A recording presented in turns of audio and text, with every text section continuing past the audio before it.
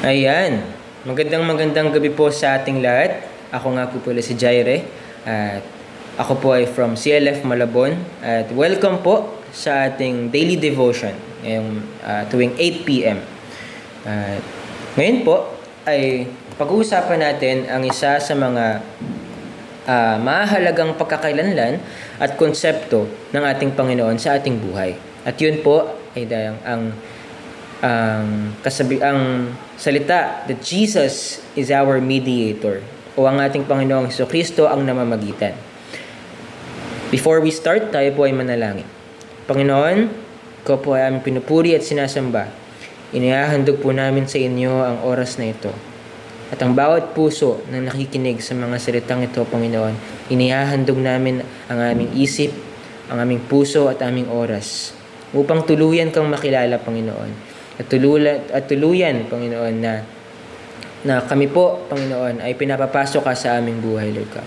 Panginoon, patawarin niyo po kami sa aming mga sala. Panginoon, linisin niyo po ang aming puso, ang aming isip, at ang aming kaluluwa, Panginoon.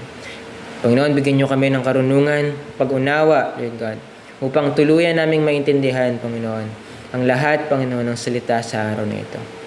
Ikaw po ang aming pinupuri at sinasamba. Inahandog po namin ang aming oras, Panginoon, para sa oras na ito, Lord God. Maraming salamat po. In Jesus' name, Amen. So, ayan. Tayo po ay basahin po natin ang 1 Timothy chapter 2, verse 5. For there is one God and one mediator between God and mankind, the man Jesus Christ. Or Christ Jesus. Sorry.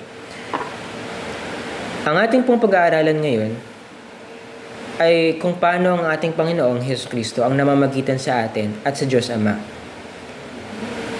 Bakit nga ba natin kinailangan ng mamamagitan sa atin at sa Diyos Ama? Alam po natin that lahat tayo ay nagkasala. Sabi po sa Romans 3 verse 23, for all have sinned and fall short of the glory of God. Wala pong exemption. Wala pong hindi kasama. Lahat po tayo ay nagkasala at lahat po tayo ay nagkulang sa kaluwalhatian ng ating Diyos. Dahil po doon, nagkaroon po ng isang sobrang laking distansya na pumapagitan sa atin at sa Diyos Ama. Hindi lang po doon, dahil sa kasalanan ay nagkakaroon po ng harang sa pagitan ng tao at ng Diyos.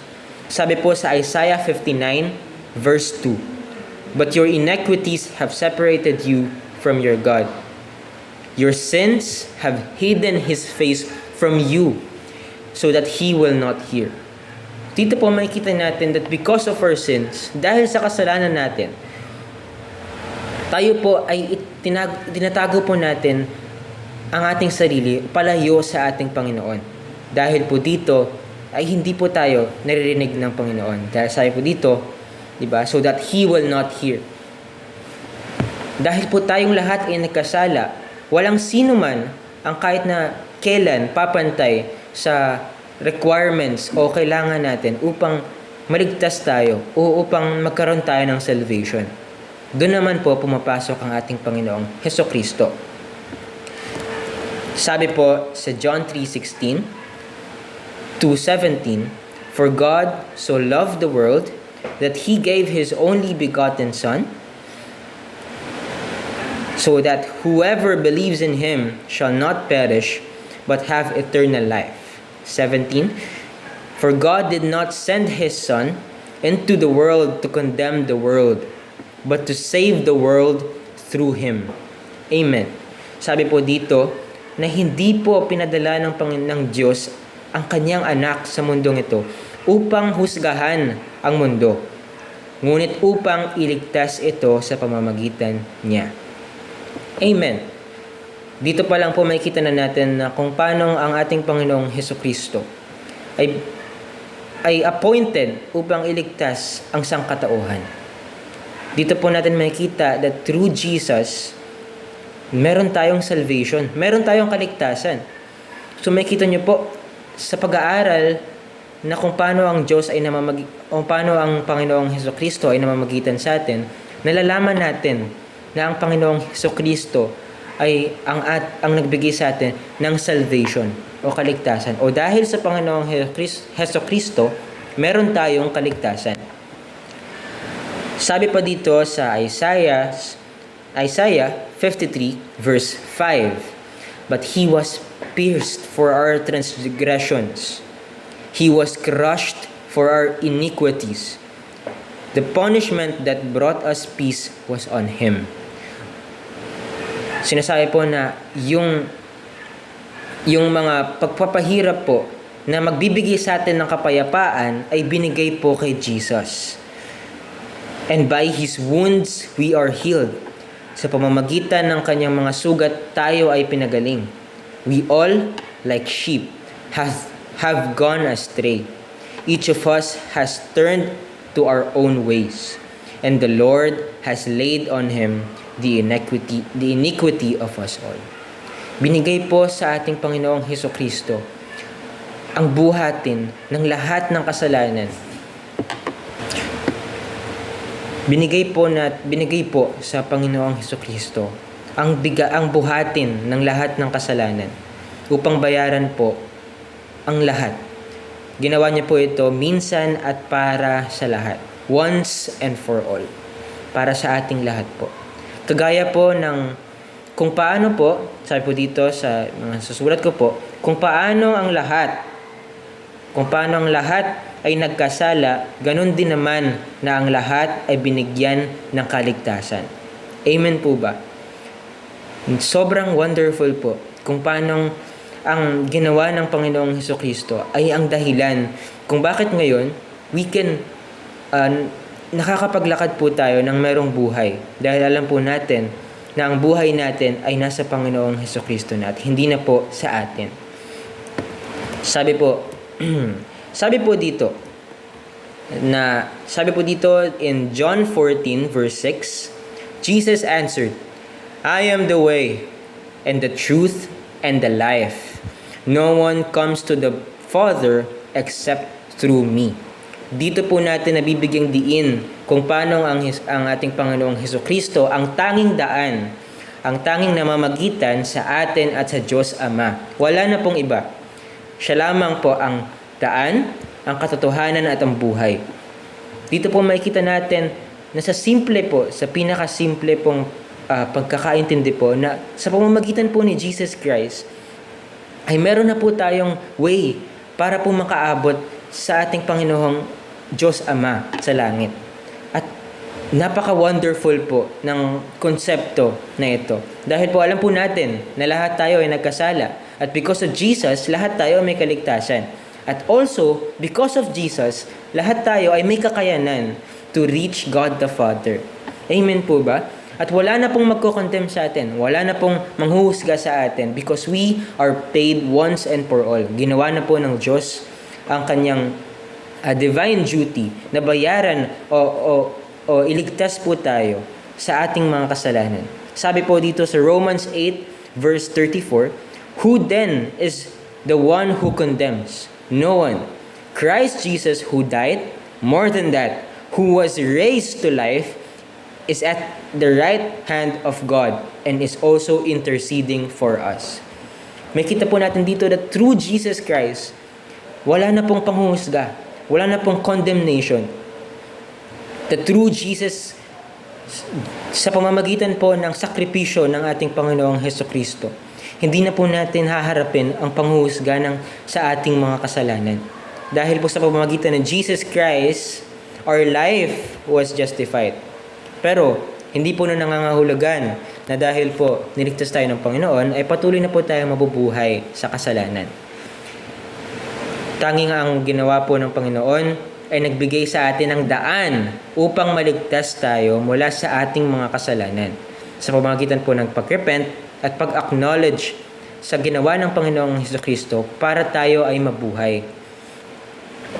At para po i-conclude ang lahat ng natakal sa araw na ito, ano po uli ang Panginoon sa ating buhay? Una po, Jesus o ang Panginoong Hesukristo ay ang tanging daan patungo sa atin at sa Diyos Ama. Pangalawa po, ang Diyos ang Panginoong Hesukristo po ang nagbigay sa atin ng kaligtasan mula sa ating mga kasalanan. At pangatlo po, it is through Jesus na meron pong daan at meron po tayong it is through Jesus na yung distansya po sa pagitan natin at ng Diyos Ama ay napunan. Amen po ba? Hindi po man natin ma-imagine kung gaano kahirap yung ginawa ng Diyos Ama sa pag-sacrifice ng kanyang one and only begotten Son para sa atin. Nawa ay ma-appreciate po natin, makita po natin at mabuhay po tayo sa ginawang sakripisyo ng ating Panginoong Hesukristo. Dahil sa pamamagitan po niya, kayang-kaya na po natin that with confidence we can reach God the Father. That all of our praises, all of our prayers can reach God the Father.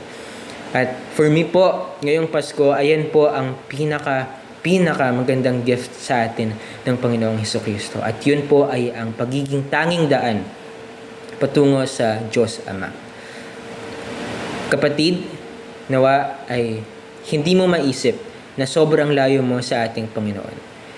Dahil kahit na ano pa mang ginawa mo sa buhay mo, kahit na ano pa mang pinagdaanan mo sa buhay mo, Jesus has done it all. Once and for all, ginawa na ng Panginoon minsan para sa lahat. Kahit hindi ka malalayo, hindi ka sobrang layo sa Diyos Ama. Hindi ka sobrang layo sa Diyos Ama. Dahil andyan na ang ating Panginoong Hesukristo. Amen po ba? So, ngayon alam na po natin that Jesus is our mediator, na ang Panginoon ang namamagitan sa iyo, sa akin, at sa Diyos Ama. Kaya sana po, atin po itong isa puso at isa isip na lagi po nating i-prioritize na kilalanin ng ating Hesukristo dahil siya po ang namamagitan sa atin at sa Diyos Ama.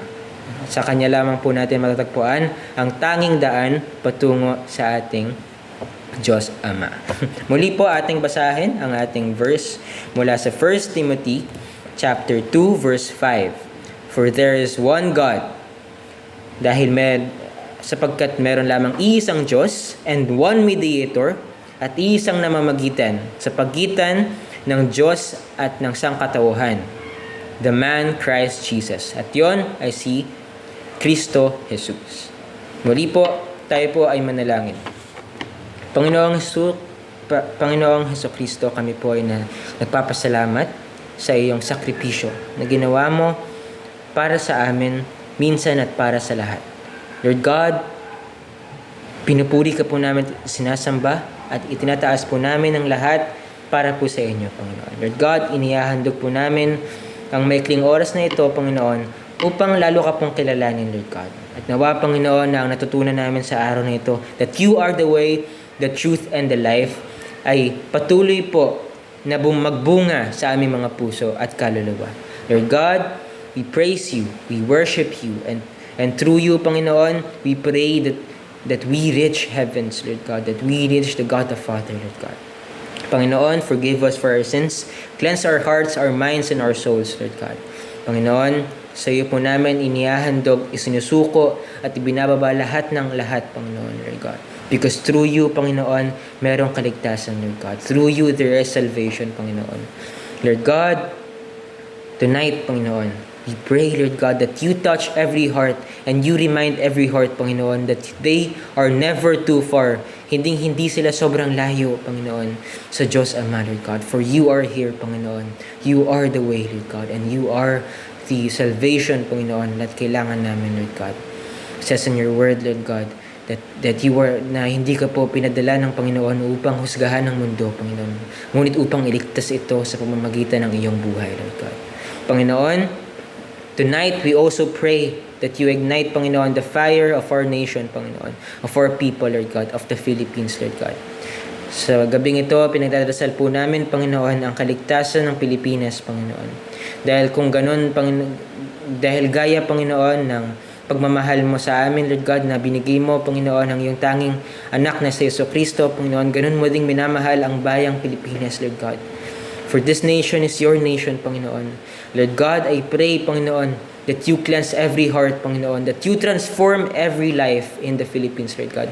Kayo po mismo, Panginoon, Lord God, ang ang mamagitan, Panginoon, sa Pilipinas, Lord God, at sa Diyos Ama, Lord God. Christ Jesus, I pray and I ask, Lord God, that Panginoon, kayo po mamagitan sa Pilipinas, sa bawat puso, sa bawat tao sa Pilipinas, at sa aming Diyos Ama. Lord God, we pray and ask this all in prayer, in the name of the Father, in the name of the Son, Jesus, and in the name of the Holy Spirit, in Jesus' name, Amen. Amen. Thank you po lahat sa pakikinig at papuri po sa Diyos sa kanyang salita. Thank you po and bye-bye po.